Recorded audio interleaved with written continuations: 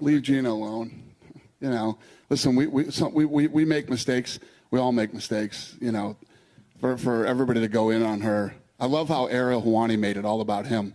It was all about him. Such a douche. UFC Commissioner Dana White. Hello, everyone.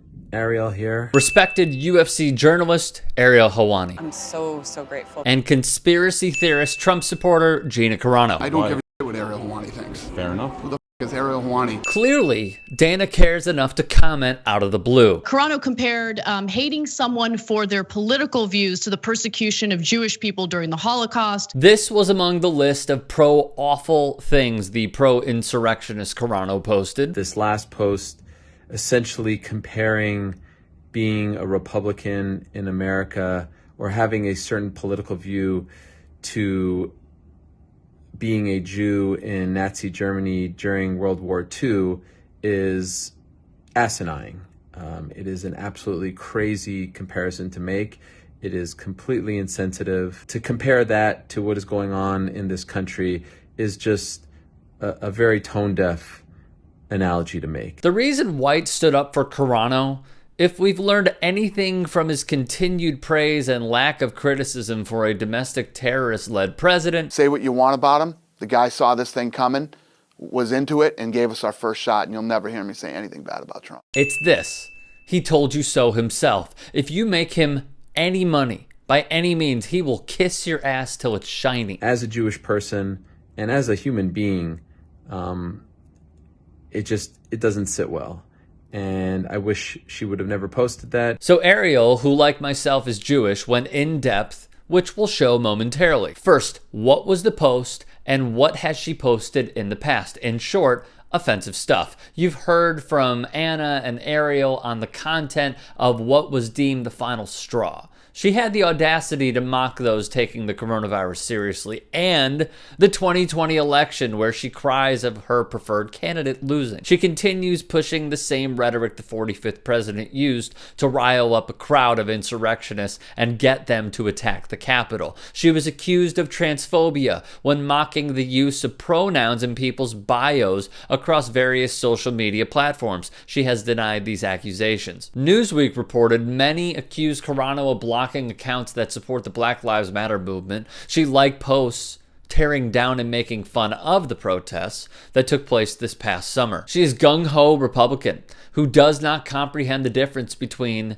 maskless Trump rallies and responsible Black Lives Matter protests where no outbreaks were found across the country. Considering her stances, they fall in line with discarding the coronavirus as an imminent threat, where the death count in the U.S. now exceeds 485,000 Americans. She went on to mock the vaccine and the legitimacy of mail-in voting. So an anti-masker, anti-vaxxer Trump supporter who may be transphobic and a bigot that mocks black struggle and immediately panders to, but buildings were burned, where she didn't have a damn thing to say about feces on the walls of the Capitol and officers dying at the hands of her president's mob. Got it. An effect of the Holocaust being a Republican comparison, Disney Plus, where she starred on The Mandalorian, and United Talent Agency dropped her. Cancel culture does not exist, okay? It does exist. The fact that there are people out there who want you to lose your job for the sin of saying things they don't agree with is extraordinarily real, and it is happening on a moment-by-moment basis. The latest example of this is Gina Carano. So Ben Shapiro, ever the Republican opportunist, is now working with Gina Carano to produce a movie. So go for it, I guess. Helwani took a different route. I would suggest taking a trip to Auschwitz. That trip changed my life forever. If you go on those trips, you will see mountains of ashes. You will see mountains of suitcases, of reading glasses, of children's toys. You will walk into a gas chamber and see scratches on the wall, people who are trying to escape. You will walk into camps, you will see ovens, you will see gas chambers, you will see trains, you will see the most horrific things that you have ever seen in your life.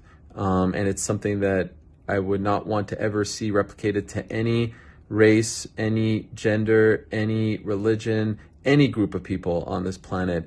And to make any sort of comparison, any sort of link to what those people went through, the nightmare that they lived, and what is going on in this country today, it doesn't sit well. So this is what Dana White labeled douche-worthy? Really? As Awful Announcing wrote in one of their pieces, this saga is a good illustration of just who White is. He's not someone making smart business decisions for the UFC, and he's not someone acting like a reasonable head of a credible pro sports league, but he is someone who's willing to carry petty grievances forever and who's willing to waste his public capital defending former UFC affiliated fighters against reasonable media coverage.